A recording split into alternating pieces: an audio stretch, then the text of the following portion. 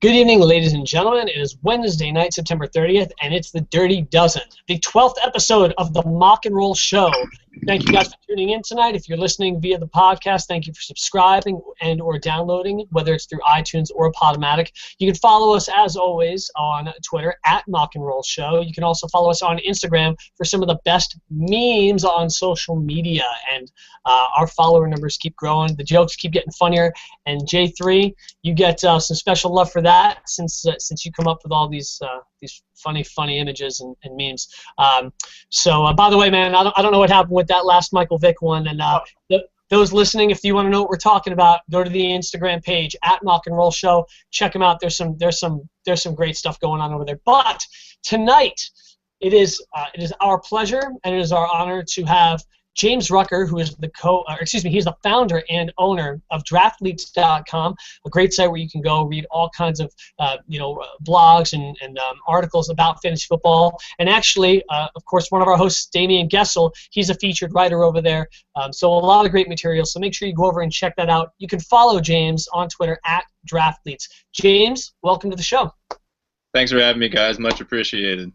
Absolutely, absolutely. So, obviously, if you're familiar with the show, and for our listeners that are and or aren't familiar, we don't waste a lot of time on this show. We like to get right into the heart of things. And this week, we're bringing back an original staple of this show. It's been a while. We had our draft. We had all kinds of post-draft discussion, but let's get right into it.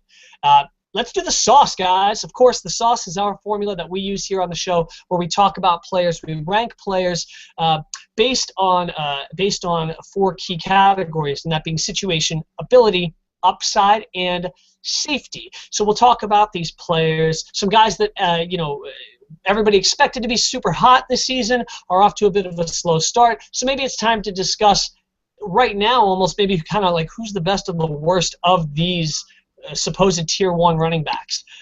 We're also going to talk about pre-draft rankings versus where they're currently sitting. And a thing that I wanted to name tonight, I guess, stay or no way. Or when we talk about the current rankings for some of these players, are they going to stay in that top tier that they're currently at, or there's no way they're going to be hanging around in a few weeks? So anyway, enough from me, guys. Damian, Johnny, and James, let's jump into the sauce. The running backs that I want to talk about this week are guys that we're all too familiar with us, some of us a little more personally than others, Damian and myself. And the 3 running backs that we're going to talk about tonight are C.J. Anderson of the Denver Broncos, Jeremy Hill of the Cincinnati Bengals, and Marshawn Lynch of the Seattle Seahawks. 3 guys that were supposed to be super fantasy darlings this year, after the reputation that preceded them from last year and prior years. And so far, guys, I think it's safe to say it's been pretty damn ugly out there. So let's talk about situation. Now, I'm going to go to Damian because Damian is probably the most opinionated guy on this panel when it comes to having opinions, especially opinions that are wrong, if there is such a thing. I'm just kidding.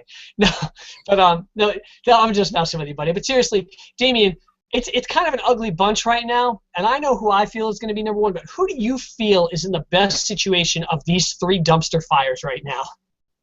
Well, I will agree with you, first of all, that I am very opinionated when it comes to having opinions. That is hey, I'm sorry, last week we talked about sponsors. That statement was brought to you by the Department of Redundancy Department. Well, clearly, the guy who has the best situation, it's not close, is Marshawn Lynch. There's other reasons to be worried about him, but his situation is not it. He's beast mode, and he's the unquestioned number 1 as long as he's healthy. I don't want to get into that just yet because I'm sure you'll ask that question, but it's got to be beast mode by a big gap over those, on top of those 3 guys. Okay, and James, when you're looking at situation, you're talking about a coaching situation there, the scheme fits, the offense as a whole, the guy, whether the guy's competing for a job or if he's just the workhorse, So all those things considered, who do you feel is in the best situation of those 3 running backs? I completely agree with Marshawn Lynch. He's been the most consistent fantasy running back in the last 4.5 seasons. The offense still is in his wheelhouse. It's still going to be around him. You saw the success Thomas Rawls had last week without him in there. Imagine if beast mode is healthy. He's going to be fine. He's not going to lose carries. Just stay tight on beast mode. All right, and J3. Hat trick. Marshawn Lynch Marshawn Lynch. All right, boys, and then let's go reverse order. Johnny, who do you have as the second best situation? The second best, I'm gonna say I'm actually gonna say C.J. Anderson. I know there's been a lot of people that were down, especially Damian on Peyton Manning, but I think with Peyton Manning running his style offense now, running out of the pistol, again, you're going to see the running backs on the field longer. I think that offense is going to hit their stride.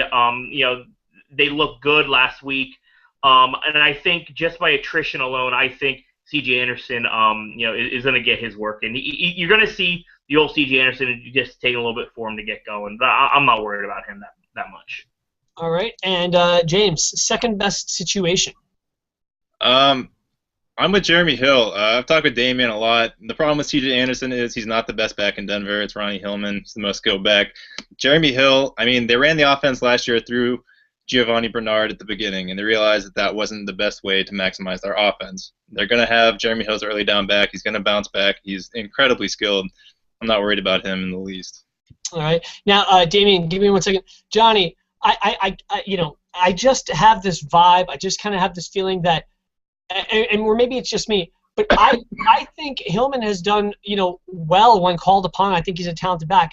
But just based on a bad start, I don't believe that Hillman is the most talented back. I feel like he's been the best performer in that backfield. Would you agree with that, or do you think that Anderson is not the most talented back on that team? I think C.J. Anderson is the most talented back. But again, we'll get into ability and upside, moving forward. But I actually do think that C.J. Anderson is the most he has the most potential there. I think he's the better running back. Again, he hasn't shown it this year. But again, look at the last 6 to 8 games of last season. If he comes back to that form, it's no question he's the best running back there. Yeah, and I didn't mean to skip ahead to ability, but I just kind of got that vibe when he threw that out there that you might be like, I don't know about that. So, Damian, second best situation. I'm sure you're going to say Jeremy Hill. Well, yeah, and again, I don't have a dog in the fight. I'm going to be objective here. You do have a dog in the fight. He's your keeper. I do have a dog in the fight, but I'm being honest and objective here. It's Jeremy Hill by a wide margin if you're talking about just situation. And I'll give you one reason why. Well, first of all, the Bengals offense to me this year is every bit as good as the Denver offense, even quarterbacked by Peyton Manning, probably better if we're being honest. But the offensive line for the Bengals it's not even close. That line is way better than that Denver garbage they're trotting out every week. So situation, it's a runaway for me. It's got to be Hill as second. All right, and that would bring CJ to the bottom for you guys, and Hill, to the bottom for J3. Personally speaking, I had a tough time with these rankings as far as situation goes. I'm actually going to be the only guy that's a little bit different, and it's fine if I get stoned, for this one. You guys to hurl those rocks at me, but I personally. I love Marshawn Lynch, in the situation that he's in with Seattle, and it's the mainstay, and he's the guy there. But personally, I feel actually for the reason that Damian said Hill is number 2, I actually feel that Jeremy Hill is in the best situation. Yes, there's the potential that it could go to a 60-40. With him and Bernard, or a 55-45, that kind of thing. Yes, Gio Bernard is a very talented back there, and people say, well, is Jeremy Hill going to lose his job if he puts the ball on the ground? And I know we'll talk about safety and all that later, but my thing is what you said, Damian. That offense is not a joke this year at all. A.J. Green is exactly what you would expect A.J. Green to be. Andy Dalton so far seems to be off to one of the best starts maybe he's ever had. Tyler Eifert coming into his own looks like arguably a guy that could run away with the number 2 fantasy tight end position if they continue to feed him the ball, minus last week, of course. It's Jeremy Hill's world, and he just has to let everybody know that they're living in it, I think. So the reason I don't have Marshawn Lynch at 1 there, I just wanted to say, is because situationally, I think Jimmy Graham hurts Marshawn Lynch a little bit, because after the statement that Carroll made last week that obviously Graham is frustrated, they're going to try and get him the ball more, and they did last week, I think you're going to see a trend where they're going to try to force the ball more into the passing game to feed Jimmy Graham. And I think that will end up having a little bit of diminishing returns on Lynch, to be seen. But anyway, I just wanted to throw that in there. Anyway, let's talk about ability. Of course, ability is that, players' raw talent, players' ability to make plays with the ball and do that. James, I'm going to start with you. Who do you think has the most ability of these backs? Normally, I would say Marshawn Lynch here, but he's getting a little bit older. He's still a great back. The best ability to me is Jeremy Hill. Just watch the film on the guy. He's explosive. He's quick. He's big. I mean, I don't know. He's a pretty complete back as long as he's not fumbling. All right, and Damian. I'm still going to go with Lynch. Lynch is, to me, is Hall of Fame caliber back.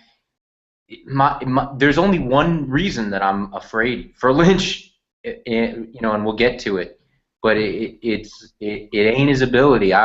He is getting older, and he might be done. But I don't think it's because of his ability. I think it's because of his injuries. Johnny. I'm going to stick to my guns. I'm going to say C.J. Anderson. Again, going back to last year, he was the best running back, or one of the best running backs in the league, the last 6 to 8 games of the season. And that doesn't just go away in an off season. I think he needs to find his stride. I think that obviously the cream will rise to the top. I think he'll be fine. When the season's over, I think you're going to see the numbers that are going to kind of back that up. But yeah, I'm sticking with C.J. Anderson. I think he's the most, on that team, I think he's the most athletic. Let me jump in real quick and say one thing about ability. To Johnny's point, I think if we didn't know anything about football and we hadn't had any tape from last year, if we were being 100% honest this year, we didn't know these guys at all. If you're going on ability, in terms of the Bengals and the Broncos, the best running backs through 3 weeks on those teams have been, in my opinion, Ronnie Hillman and Gio Bernard. I mean, that's. But again, I guess with that point taken, you saying Marshawn Lynch, you're kind of going off of, you even said it, a Hall of Fame caliber running back. If you're looking at just this year, he hasn't been that great. So again, I understand what you're saying. If you're just kind of looking, hey, take everything away, just look at this year. Again, this is why we're talking about all three of these guys, because really all three of these guys haven't particularly been good. So right. Yeah. Damian, I'm actually going to come right back to you for number 2. Who do you have as the second most ability? Oh, boy, I actually think this one's really close. This one's a coin flip for me between Anderson and Hill. I don't know. Well, I just want to say, by the way, I think that's the first time that I can recall for maybe any soft discussion we've had where the 3 people, no 2 of them agreed on who the first guy was. Yeah, everybody was different. Everybody. I can't believe that.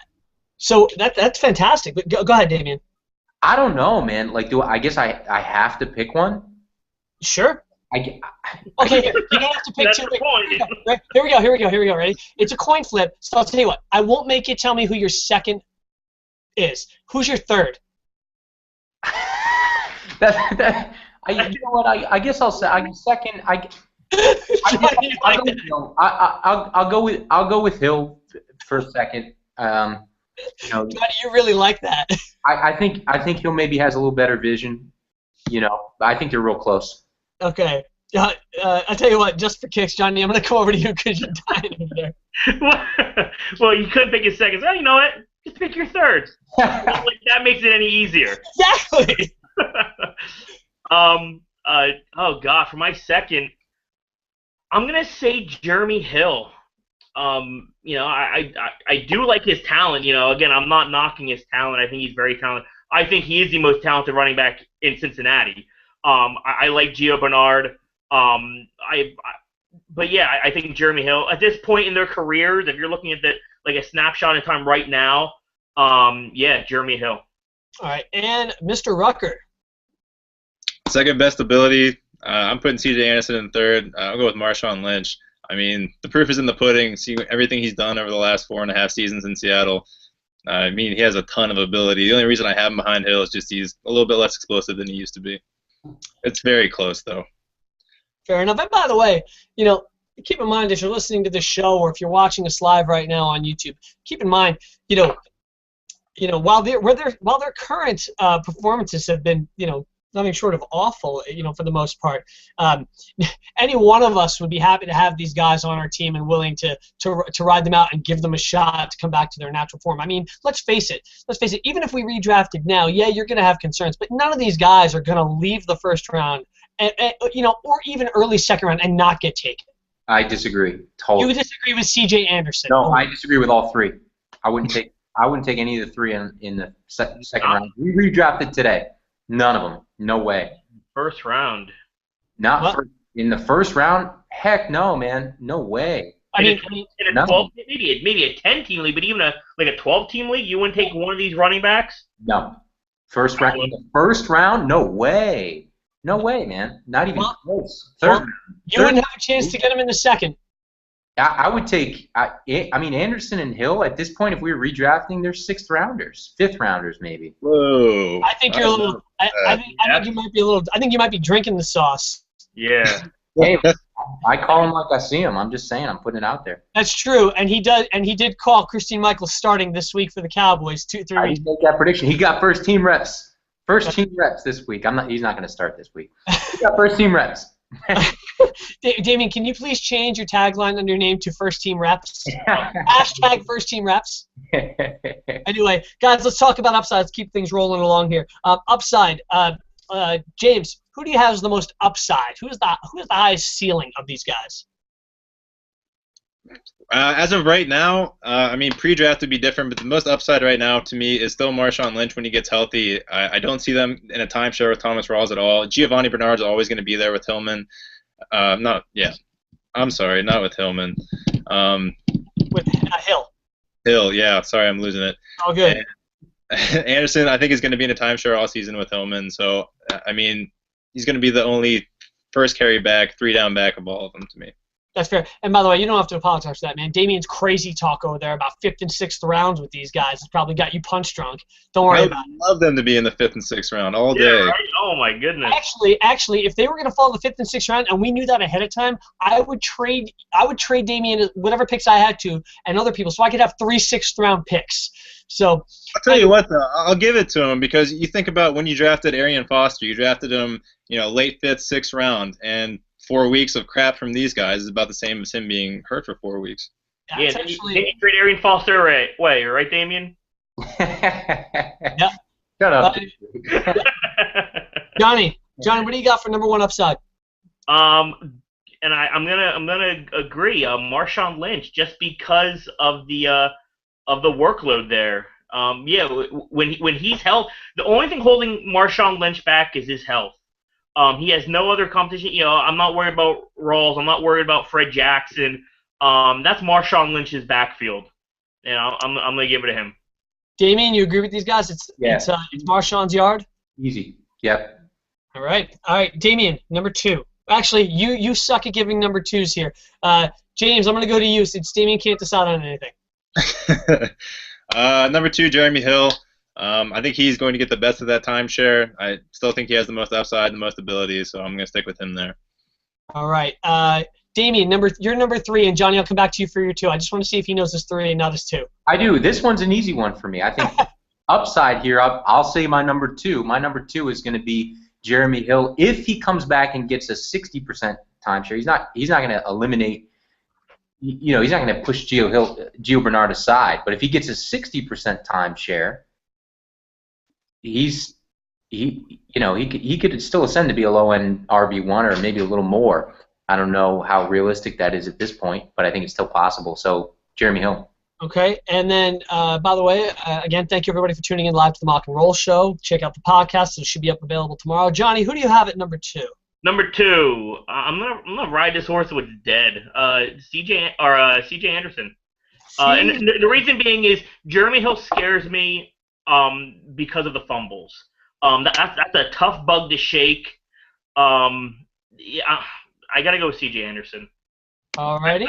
I think the timeshare there. Yeah, I think Hillman is gonna cut into some of his time, but I think even because the nice thing about the Denver offense is when you're on the field, you stay on the field. And I think CJ Anderson will be on the field longer than Hillman will be. Alrighty, and any comments for anybody's 3rd pick, or do you guys want to move right on to safety? I have a comment.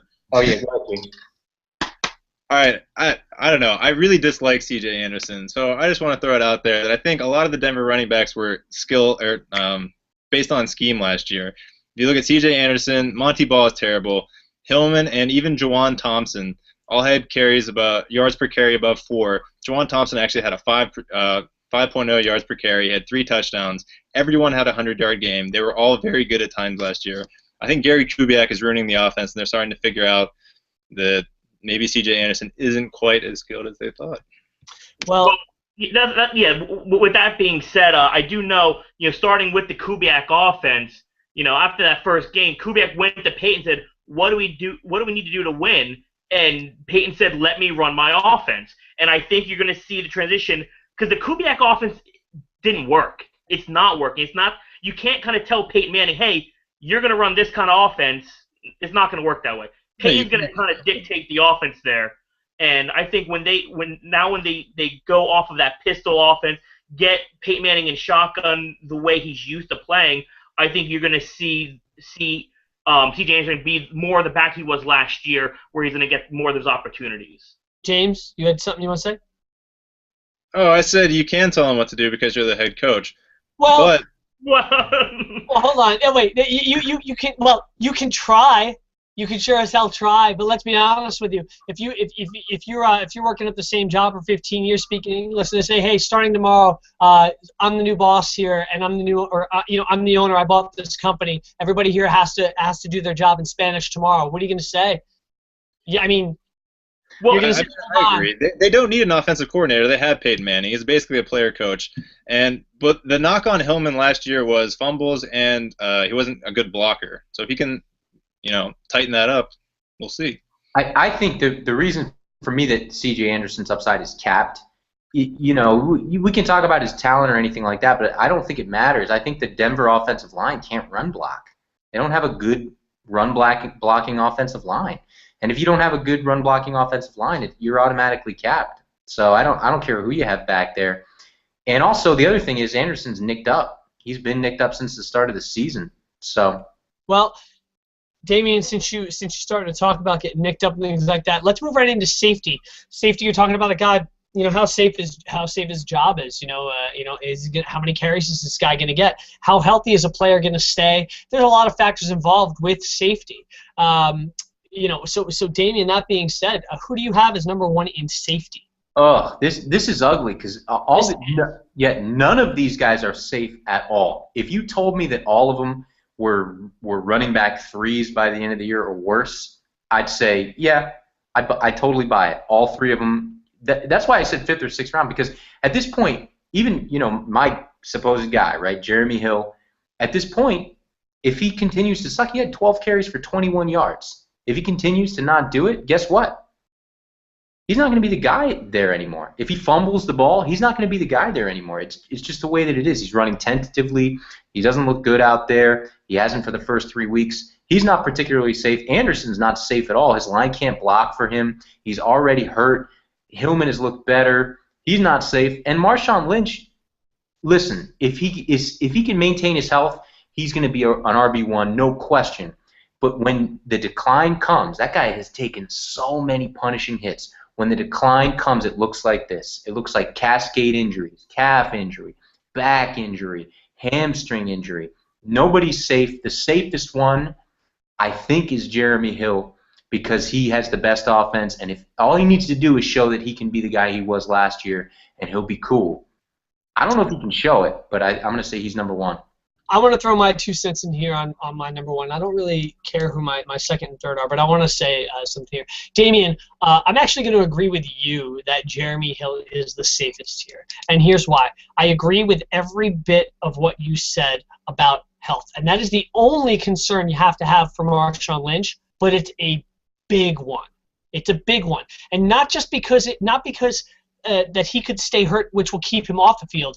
I think if he shows signs of being banged up or having nagging injuries, they will keep him off the field more, as long as they're getting serviceable work from a backup to prolong his health for the season, with the playoffs in mind. I think they'll cut back on him to keep him healthy so that come playoff time, if the Seahawks are in contention for the playoffs, they can run him into the ground in the playoffs for a Super Bowl run. That's the only thing that concerns me about Lynch. Jeremy Hill, between Jeremy Hill and C.J. Anderson, I love C.J. Anderson as a player. I think he's a talented guy. I took him for that reason. But I'm going to say that I think Jeremy Hill is the safest because I think between Anderson and Hill, if Anderson is not performing, they're ready to give the ball to Ronnie Hillman. Okay, they want to give Jeremy Hill every single opportunity possible to take this job and run with it, and they've shown that and they've said that. And I think Jeremy Hill will have to fumble another 3 or 4 times before they take the ball completely out of his hands and give it to Gio Bernard as the main guy. So anyway, James, I'm going to come to you. Who do you have as second safest? Or first safest, I'm sorry, first safest. I think it's really close. I think it's a really tough question to ask because I agree with you about Marshawn Lynch, and I think Jimmy Graham's going to take some goal line looks away from him. I mean, even in the Super Bowl, they didn't give it to him. Like, that's obviously they're not trying to make the team as much about him as they used to. I guess that's kind of a conspiracy. But in the same regards for Jeremy Hill, if he's not producing well, Giovanni Bernard is, and they're going to put him in the same way that they would put Thomas Rawls in for Marshawn Lynch. So I'm going to stay with Marshawn Lynch as the most safe. All right, and J3, what do you got? Lynch for me. Again, there's marks on each one of these guys. Like Damien said, the offensive line in Denver is obviously C.J. Anderson's kind of his obstacle to get over. Jeremy Hill, I think he has too. I think you have Gio Bernard stealing carries and him putting the ball on the ground. Again, their line is great. For me, there's no reason why Jeremy Hill should not be producing. There's no reason why. For all the reasons Damien had said before, great offense, great line. Listen, they're literally giving the ball to him on a silver platter. He just needs to hold on to it. But if I'm drafting and you're saying, hey, who's going to be the safest for the whole year? I'm going to say Marshawn Lynch because he doesn't have the competition there like both other guys do. Again, this is a team that went to the Super Bowl 2 years in a row. To me, it is it's Lynch. I think I'm going to go ahead and go out on a limb and assume that Damien's going to take Lynch at 2, and you guys are both going to take Hill. Is that a good guess? No, yes. I'm taking Anderson. Taking Anderson. Damien, you're taking Lynch at 2? Taking Lynch at 2. Johnny, I want to hear your reason for Anderson at 2 over Hill. Well, again, kind of the same reason I just gave, where, for C.J. Anderson, his obstacle, the big obstacle is that offensive line. I think it's still serviceable. I think once the season kind of progresses, that line is going to gel because they're not all rookies. They're kind of mismatched parts that I think at some point will gel together and become a half decent line. Where Jeremy Hill, again, we got the fumbling issues that has to stop. And I disagree with you, Sean. You saying they need to do it 3 or 4 more fumbles for him to take the ball away. That's not the concern. The concern is he drops the ball again. It's gonna be a 60-30 timeshare, or a 60-40. I think it's gonna end up being a 60-40 regardless at this point. Well, for me, that's an issue. Where even if it's a 50-50 timeshare for Anderson, I still think he outproduces Hillman in the long run. So again, it's close. It's not like it's a wide margin. I think between the two, I'm gonna take C.J. Anderson. Damien and John, I want you guys to place a friendly wager here, whether it be on a buying a drink or a $2 bet or something. Can we put it down that by the end of this season, Johnny, you're going to take C.J. Anderson to outperform Jeremy Hill and Damien vice versa? Can I get in on that? Listen, he already owes me a case of beer for the Freeman bet. Wait. No, you might. No. I got the text messages. You said all year Devontae Freeman would be the starter there. In week 1, he was not the starter there. All right, hang on. Let's move on. We can come back to this off the air. James, go ahead and get in on this. I just want in on the bet. I'll take Jeremy Hill over C.J. Anderson all day long. I'll buy you an NFL 10 team next year. Oh, there you go. There you go. Johnny, do you accept that? No, I don't. How safe is this guy? I don't feel strong enough about I'll it. take it. I'll take that bet. I would take that bet. I don't feel great about. I mean, I'm not feeling really confident about Jeremy Hill, but I'm feeling less confident about C.J. Anderson. So I'll take that bet. There you go. There you go. All right, guys. So listen, just to move on here, as a consensus, overall rankings, I guess you could say here on our ranking summit, we have Marshawn Lynch as the guy amongst these three that you should be happiest to have and feel the best about if you have him. Johnny, I'm sorry that you're crumbling over there on your own little hill, but it looks like Jeremy Hill is going to come in at number 2 clearly, and then C.J. Anderson, much to my chagrin, as I have him on my team, C.J. Anderson is the worst of this bunch, which right now isn't saying much when you consider the situation all three of them are in. But anyway, let's move on. First of all, I want to mention again, I want to thank James Rucker being our special guest on the show tonight. He is the owner and founder of Draftletes.com. Go there, check out some fantastic fantasy football articles from some great writers, some really good stuff, including feature articles and stories over there from Damian Gessel. Damian, how often do you post articles up there just so people can follow them? I do a love-hate column every week, which should be going up probably tomorrow p.m. at some point.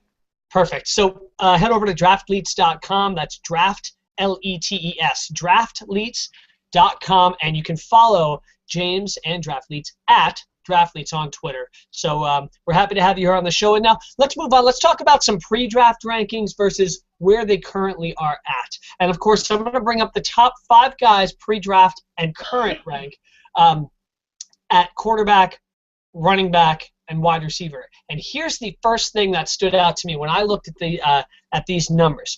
When you're talking about pre-draft rankings according to ESPN versus current rankings, of the 15 players that I looked at, 5 of them are still in the top 5 combined.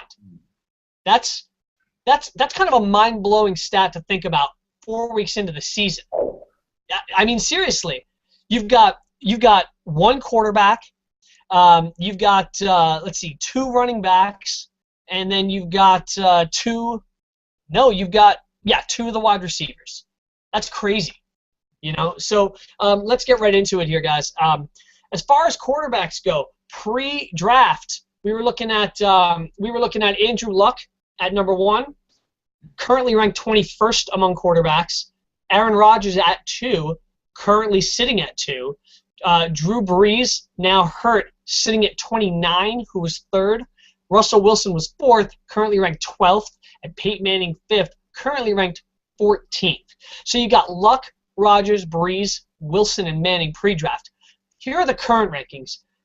Tom Brady, number 1. No question. Aaron Rodgers, number 2. Damien, who's number 3? Carson Palmer. Andy Dalton is number 3 right now. Cam Newton, 4. And right behind him is Carson Palmer at 5.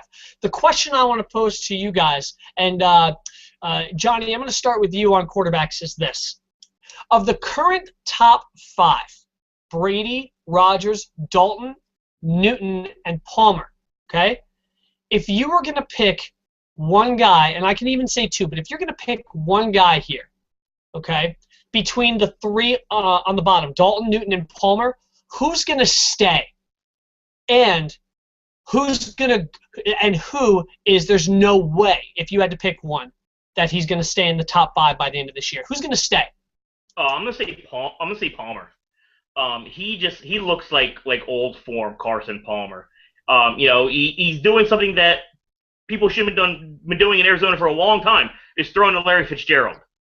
Listen, the guy has legendary hands. He doesn't even get separation anymore. He just goes up and gets the ball. He's literally he's a Hall of Famer. He's a great player, and that's what you have to do. You have to get the ball into your playmakers' hands. And they have John Brown there, who's again one of the younger, more talented wide receivers out there. Listen, that's a good team, and Carson Palmer's, he's making his way through it. I just wanted to say real quick, John. Hey, everybody, is a general consensus here. Hey, speaking of Larry Fitzgerald and his great hands, hey, remember pre-draft when we weren't even sure that Larry Fitzgerald was going to be the 4th option on that offense? Yeah, we were all really smart about that. But Damien and Johnny, real quick, if you had to say there's one guy, and maybe you don't have one, but is there somebody on this list that you say there's no way he's hanging around in the top 5 by the end of this year? Cam Newton. Wow. Okay.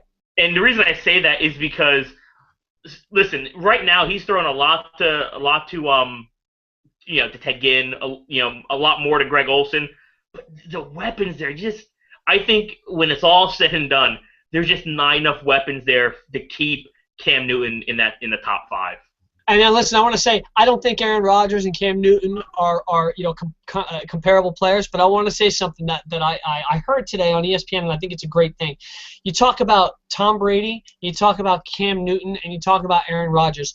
One thing that those 3 guys have in common is they have shown the ability that they can make players look like better players because of how they throw the ball and distribute the ball as a quarterback. Aaron Rodgers isn't exactly full of talent on that on this receiving corps right now, and he's making it look like gold out there. Tom Brady, he's got Gronk, he's got Edelman, but in the past years, he had like Troy Brown, he's got Amendola. So yeah, I see him hanging around a bit, but I understand where you're coming from. I can't put Cam Newton in that category of player.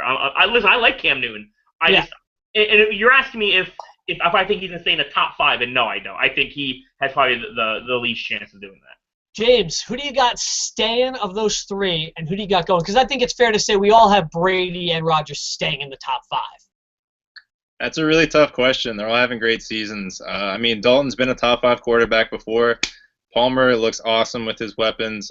I don't know. I guess it's a gut call. I just don't trust him to be there all season.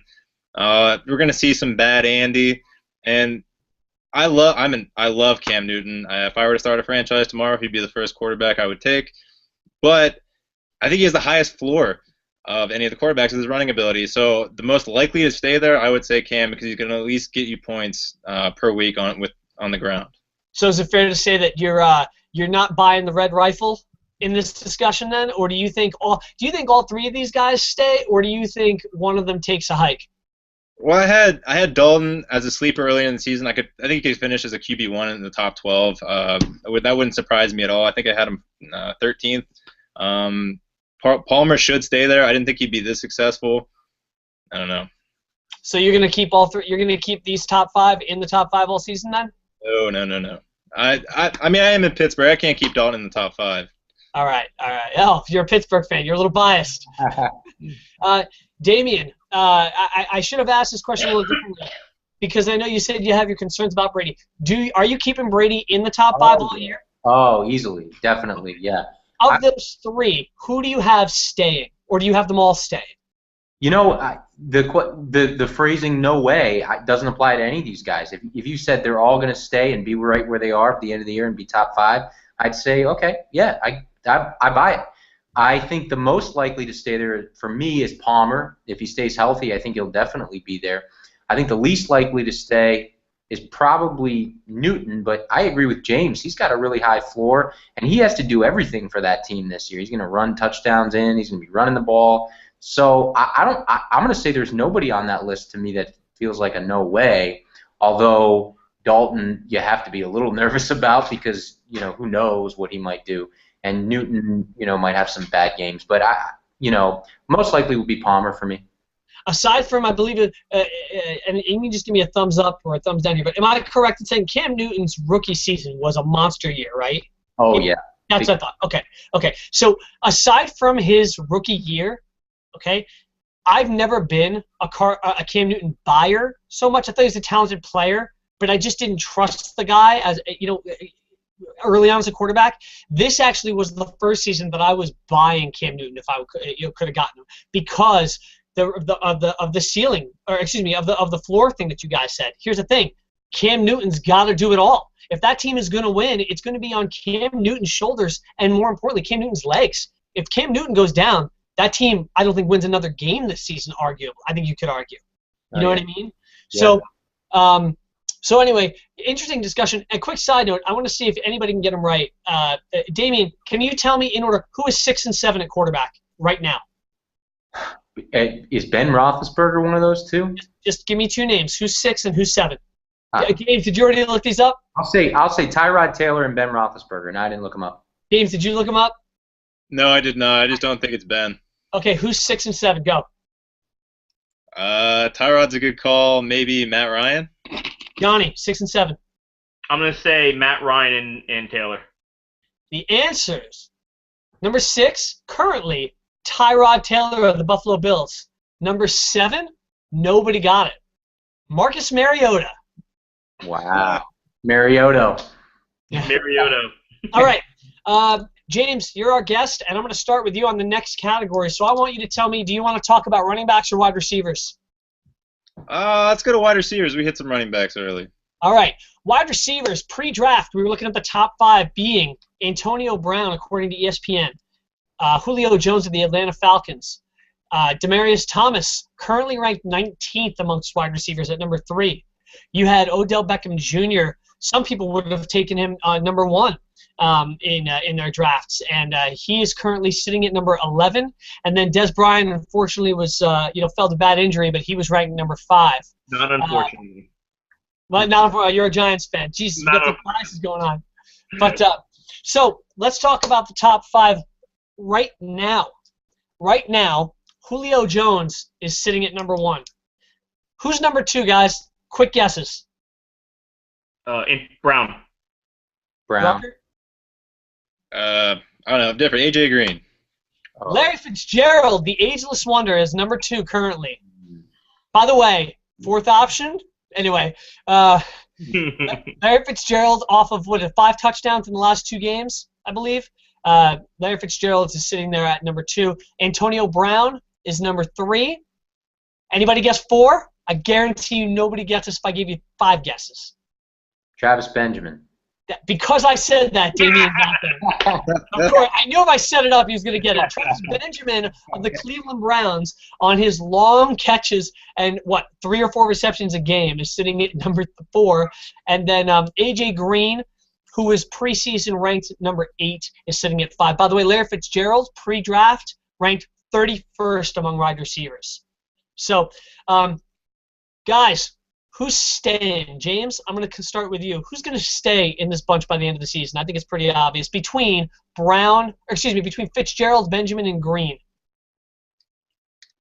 I don't know. Antonio Brown and AJ Green probably the most likely to stay up there. I'm interested to see how Michael Vick looks with Antonio Brown tomorrow night. But so just because of that, I'll throw Green. All right, and I think let me change this question a little bit, because I think everybody would say that Green has the potential to stay in the top 5. Obviously, so does Brown, so does Julio Jones. Okay, so James, I'm going to come back to you. When it comes to no way, do you see Fitzgerald and Benjamin either one of them staying in the top 5? I don't see either one of them staying in the top 5. I think we're going to see a slide back on Carson Palmer, and I think John Brown's going to get some more looks. I don't think Fitz is going to stay consistent. There's no way he keeps at this pace. And Travis Benjamin, I mean, he's lightning in a bottle at times. That offense just not going to keep pace. Johnny, assuming that you think Julio Jones, Antonio Brown, and AJ Green will all stay in the top 5 by the end of the season, do you buy either Fitzgerald or Benjamin hanging around? I can maybe see Fitzgerald if the stars align correctly. Again, he's being fed often, and if that keeps up, if Palmer can stay healthy, listen, that team looks really good. And once they get Ellington back, and maybe you can do like a committee there with David Johnson and Ellington. I can definitely see Fitzgerald staying there, but Travis Benjamin, no way. Damien, I know how your mind works a little bit, so I'm going to change this question up again just for you only. Damien, let's say that Larry Fitzgerald hangs around potentially in the top 5, top 7. Do you think Benjamin hangs around in the top 12? No, definitely not. Benjamin's not going to hang around. I don't think. I think Benjamin might be a wide receiver too. Maybe I wouldn't even buy that necessarily. I think Fitzgerald though at this point, I think he could be a top 10, top 12 guy. He won't be a top 5 guy just because, as Johnny said, I don't think he separates anymore the way that he did. The way that, for instance, Odell Beckham to me has a real shot at being up in that top 5 because he separates and he can do things that Fitzgerald can at this stage in his career. But Fitzgerald's not going away. I don't think he's going outside the top 12 this year, but top 5, I don't think he's going to be there. Benjamin definitely won't be there. Here's what I just want to say. Here's what I think Fitzgerald actually has to his benefit. It's exactly what we all thought pre-draft, which is he's getting good looks, but I think it's because they're not putting the best coverage on Fitzgerald. I think they're looking at guys like John Brown.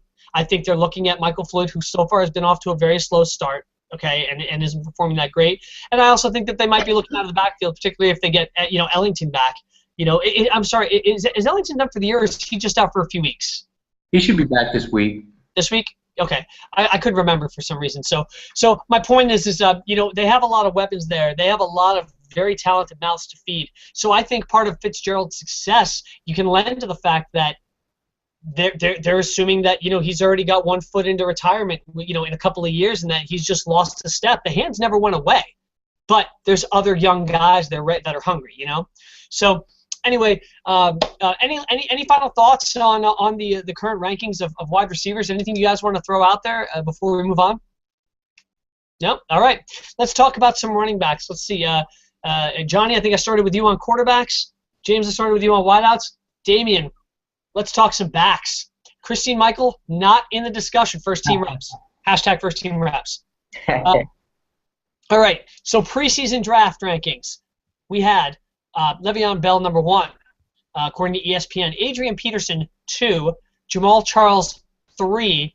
Eddie Lacy, 4. Currently ranked 24th, by the way. And Marshawn Lynch, 5. Currently ranked 30th. And we've already spoken at length about Marshawn Lynch. The current rankings are Jamal Charles, number 1. Johnny, case of beer, Devonta Freeman, number 2. Damien is so disgusted by this, by the way. Those of you who cannot see this, Damien is beyond disgusted for those listening to this podcast. Number 3, A.J. Peterson. Number 4, Latavius Murray, who I'm very happy about because I drafted that guy much later. By the way, pre-draft ranking, Murray was 19th. Freeman, 34th.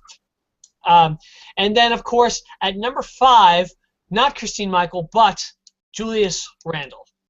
So anyway, Damien, let's talk about Devonta Freeman. Let's talk about. Wait, did you say Julius Randle? What did I say? You said Joseph Randle. I meant Joseph Randle. I don't know why I said Julius. He might as well be Julius, to be honest. Oh man! If he played in Cleveland, I mean, I know their colors, they're called the Browns, but their uniforms are orange. Let's be honest. It could be orange Julius. Anyway, that was a terrible joke. This joke brought to you by no sponsors. Anyway, Devonta Freeman, Latavius Murray, and Joseph, steal your underwear, Randall. Damien, damn it, John. Do you see any of these guys hanging around in the top 5 by the end of the year? We've all, off the air, the 3 of us have talked about this. The running back position is such a wasteland that I almost wouldn't not believe anything. I mean, anything could happen with these running backs, but Devonta Freeman's not going to be there. Tevin Coleman's coming back. Your eyes tell you what they tell you. Devonta Freeman's a good running back. Tevin Coleman, I think, might be a better one. It's going to be a timeshare. Also, the Falcons' offensive line is not good. He won't be there. Joseph Randle's not going to be there. I wrote a piece for Draftletes actually in the summer touting Joseph Randle, and I feel good that some of that came true, but I don't think he's going to be able to sustain it for the whole year. Those 2 guys will definitely, in my opinion, not be there. I think Latavius Murray could be. That wouldn't surprise me. I think he could stay up there in that top 5. So I'd say, but those 2 guys, they're not going to be there. You're in a bit of a bind, Damien, because the better Randall looks, the better your article looks. But the better Randall looks, the worse your prediction about the glorious Christine Michael looks, and vice versa. So I'm not in bind. I win either way. That's right. You win. and you lose, and it's all good. James, I'm going to pitch you the same question, but the thing is if you don't think any of these three are going to hang around, I guess the question I would ask you is, which of these three backs would you love to have of the three? It would be Latavius Murray. I love what Derek Carr is doing. Amari Cooper is the real deal. That offense is going to be moving. As long as you can get that pressure off and keep people out of the box, Latavius Murray is a very fast, very physical running back. He's got a ton of ability. They can get him some holes, keep people out of the box. He could have an amazing year. Do you think he sneaks into the top 5 by the end of the year?